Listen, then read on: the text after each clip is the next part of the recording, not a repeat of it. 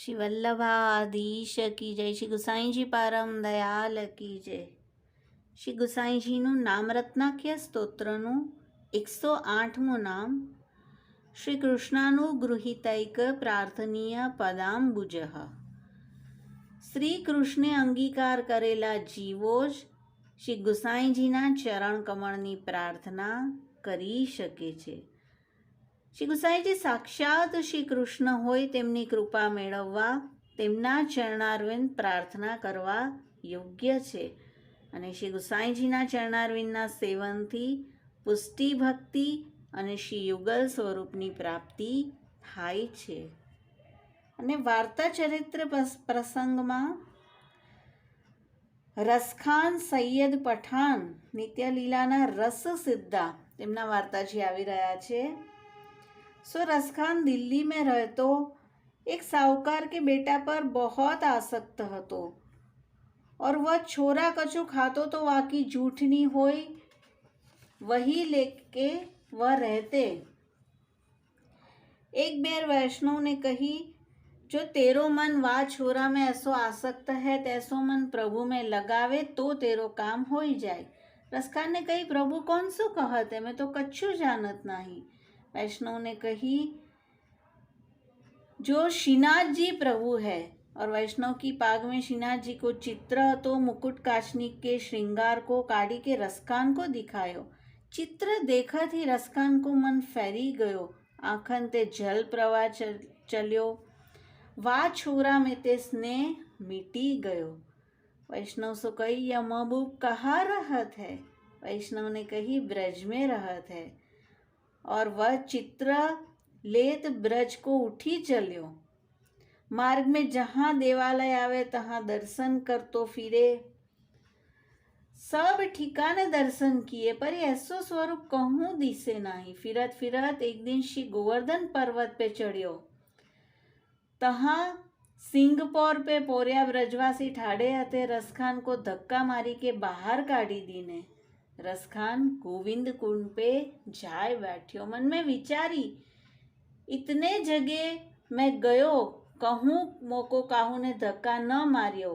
जहाँ ऐसे महबूब रहत है तहाँ ऐसी करड़ी चौकी रहत होगी. ऐसे विचारी गोविंद कुंड पर जाए बैठ्यो. श्रीनाथ जी के मंदिर सो टकटकी लगाई दीनी और श्रीमुख सो कयो करे, या घर में महबूब रहत है तिनके दर्शन किए बिना कहूँ न जाऊंगो. भूख प्यास की सुधी न रही. ऐसे करत 3 दिन हो गए. श्रीनाथ जी विचारे, जो भूखे या के प्राण निकसी जाएंगे. और ता समय श्री गोवर्धन नाथ जी अपनो श्रृंगार हतो सो वड़ो करी. जैसो श्रृंगार व चित्र में हतो तैसे वस्त्र आभूषण अपने हस्त सो धरी. गाय ग्वाल सखा सब साथ लेके पधारे. श्री गराज जी की शिखर पर चढ़ी के वेणुनाद किए. यह सुनत ही रसखान को निश्चय भयो, मूर्ति में महबूब देखे है सो ये महबूब है. श्रीनाथ जी को पकड़न को दौड़ियो. श्रीनाथ जी ताही समय अंतर्धान हो गए.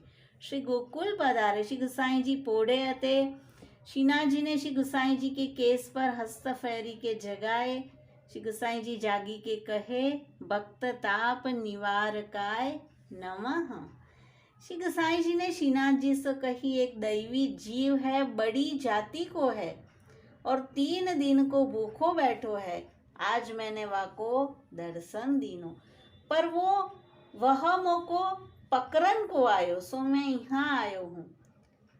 श्री गुसाई जी कहे, तुम वहां सो भाजी काहे को आए.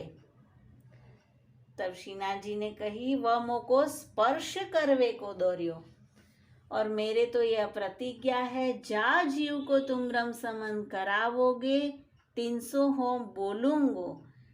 3 ही को अपने अंग स्पर्श कराऊंगो और 3 ही के हाथ को अरोगूंगो. सो ये तीनों वस्तु तिहारे संबंध विना काहू को सिद्ध न होएगी. श्री गोसाई जी बहुत हरखे.